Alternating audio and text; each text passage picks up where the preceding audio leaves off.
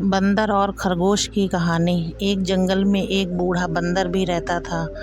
जंगल में जब भी किसी प्रकार की मुसीबत आती तो सभी जानवर अपनी समस्या का हल निकालने के लिए बंदर के पास ही जाते थे। उसी जंगल में एक बिल में एक खरगोश भी रहता था। एक बार खरगोश खाने की तलाश में कुछ दिनों के लिए बाहर चला गया, जिससे उसका बिल खाली हो गया।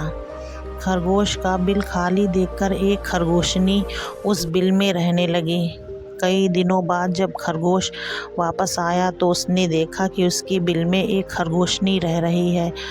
अपने बिल में खरगोशनी को रहता देख खरगोश को बहुत गुस्सा आया और खरगोश ने खरगोशनी से अपना बिल खाली करने के लिए कहा, किंतु खरगोशनी बोली, मैं यहाँ कई दिनों से रह रही हूँ और अब इस बिल पर मेरा अधिकार है। इस बिल को मैं किसी भी हालत में खाली नहीं करूँगी।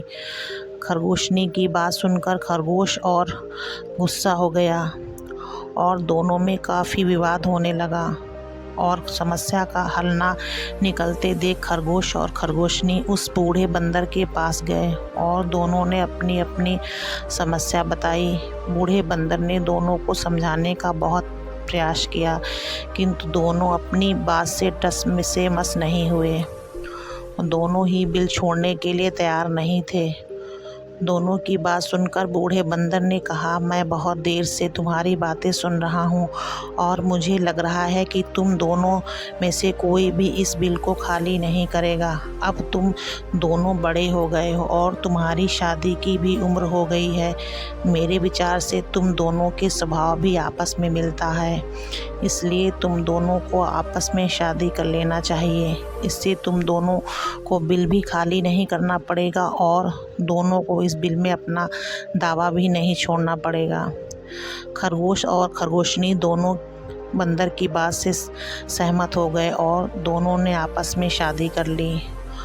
दोनों की शादी में जंगल के सभी जानवर आए और इस प्रकार खरगोश और खरगोशनी एक साथ सुखपूर्वक उसी बिल में रहने लगे। हमें इस कहानी से यह शिक्षा मिलती है, कभी कभी अच्छी सलाह से बड़े बड़े विवाद का बहुत अच्छा हल निकल जाता है।